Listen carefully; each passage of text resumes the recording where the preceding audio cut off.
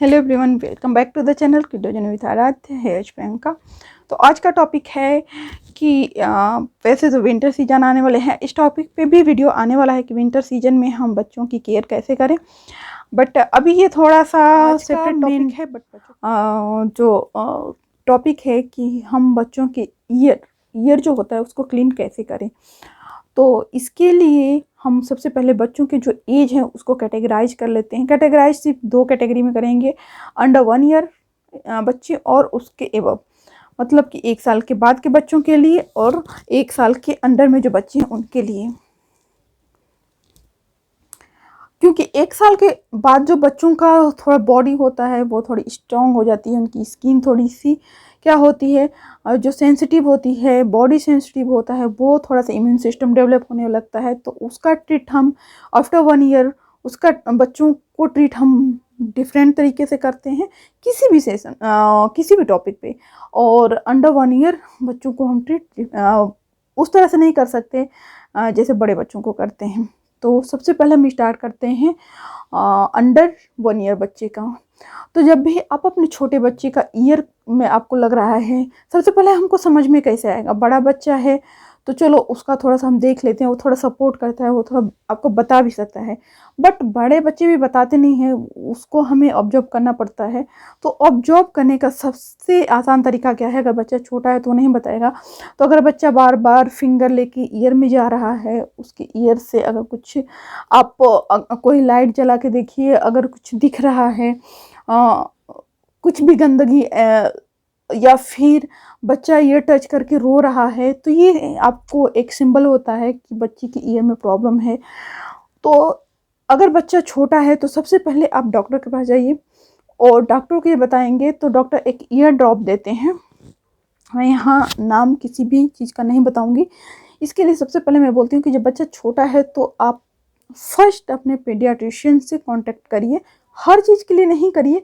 इसलिए मैंने बताया कि छोटी छोटी चीज़ों के लिए कभी कभी हम डॉक्टर्स के पास जाते हैं क्योंकि हमें पता नहीं होता है कि हैंडल कैसे करना है।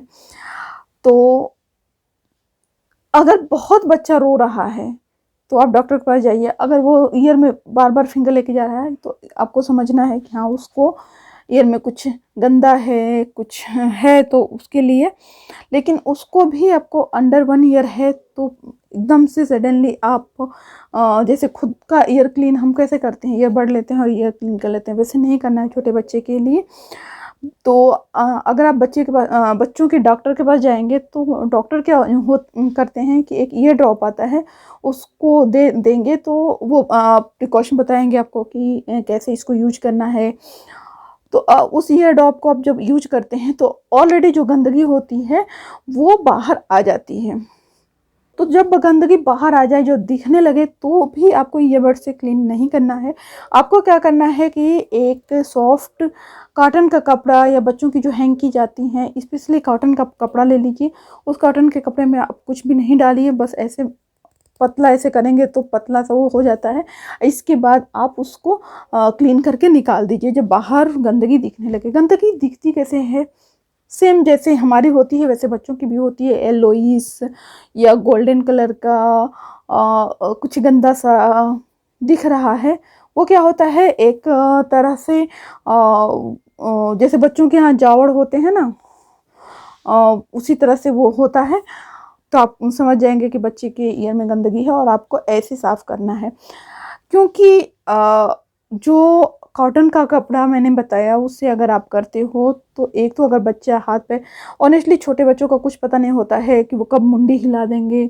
आपको बच्चा चाहे जितना भी 1 साल से छोटे बच्चों को हम समझा भी नहीं सकते क्योंकि उनको खुद समझ में नहीं आता है। तो अगर आप उनको प्रिपेयर भी करके आप करना चाहोगे तब भी नहीं कर सकते हैं। अगर नींद में सोया है तब भी उसको अनकंफर्टेबल लगेगा तो वो अपना सर हिला दिया, अगर सर हिला दिया तो अंदर चला गया अगर बहुत, तो प्रॉब्लम हो जाएगी, मेजर इशूज हो जाएंगे।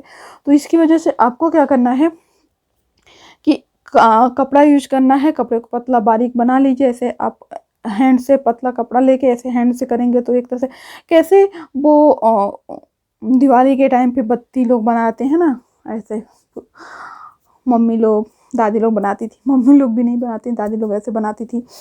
तो वैसे ही बना के और बच्चों का ईयर आप क्लीन कर सकते हैं। उससे क्या होगा, अगर बच्चा हिलेगा डुलेगा तो भी वो अंदर नहीं जाता है और वो हार्ड नहीं होता है। जब हार्ड नहीं होता है तो कुछ भी डैमेज होने के चांसेस नहीं होते हैं। तो इसीलिए अंडर 1 ईयर के बच्चों के लिए ना तो आप ईयरबड यूज करिए, ना ही कोई हार्ड चीज़ यूज करिए। आपको ऐसे ही बच्चे का ईयर क्लीन करना है। अब हम आते हैं बड़े बच्चों का, मतलब कि एबव 1 ईयर। तो एबव 1 ईयर के बच्चों में सिर्फ डिफरेंस ये होता है कि आप अपने बच्चे को कन्विंस कर लीजिए, और कन्विंस करके उसको आ, अगर बच्चा आपकी बातें सुनता है, देखिए एबव 1 ईयर में भी ये होता है कि अगर बच्चा आपकी बात नहीं सुनता है तो कभी भी उसके साथ रिस्क नहीं लीजिए। तब भी आप ईयरबड या हार्ड कोई चीज़ का यूज, हार्ड कोई भी चीज़ का यूज तो करना ही नहीं है। मैं बड़े लोगों को भी यही सजेस्ट करूँगी कि कभी भी लोग क्या करते हैं, पिन डाल के ईयर क्लीन करेंगे, या फिर वो मतलब कि कॉटन भी रैप करके करते हैं, बट उसमें लकड़ी वकड़ी या फिर स्टिक जो होता है उसके थ्रू करते हैं, तो वो ईयर में नहीं डालना चाहिए। उससे क्या होता है कि अगर आपका भी हाथ हिल गया या फिर ज़्यादा आपने अंदर अंदर तक डाल दिया वो, तो प्रॉब्लम हो जाती है। इसीलिए हमेशा ईयरबड का यूज करना चाहिए। लेकिन अगर आपको बच्चा बड़ा भी है, 1 साल का बच्चों पे आते हैं हम, तो बच्चा अगर बड़ा है, 1 साल से बड़ा है, तो अगर आपकी बात नहीं सुनता है तब भी आप कॉटन का ही, जैसे मैंने बताया, छोटे बच्चों का यूज करिए। जब वो थोड़ा और बड़ा हो जाता है तब आप ईयरबड का यूज कर सकते हैं। इसके बाद ईयरबड भी 2 तरह के आते हैं। तो बच्चों को, हाँ, कभी भी आपको शार्प वाले ईयरबड नहीं दिखा, मैं अभी दिखा रही हूँ कौन से ईयरबड का यूज आपको करना है। देखिए ये जॉनसन के आते हैं ईयरबड, ये कोई वो वीडियो नहीं है कि कंपनी के थ्रू हो रहा है, मेरा ये पर्सनल ओपिनियन है। देखिए हमेशा छोटे बच्चों का जो ईयर होता है ऐसे क्लीन करना चाहिए।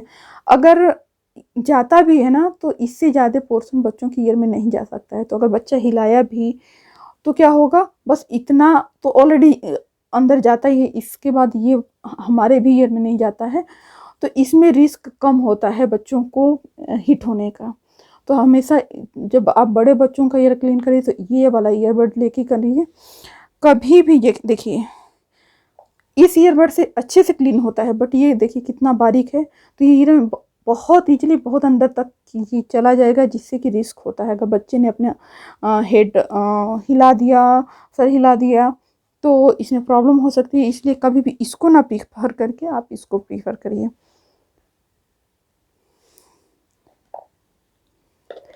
और हाँ, कभी भी आप बच्चे के नेल्स कट कर रहे हैं या फिर ईयर क्लीन कर रहे हैं तो बच्चे को पूरा कन्विंस करके करिए कि तुमको हिट हो जाएगा, आप सपोर्ट करना है, तो बच्चा समझता है। और ये जो ईयरबड होते हैं ये हार्ड नहीं होते, कहीं लगते नहीं, तो बच्चों को भी अनकंफर्टेबल नहीं लगता है।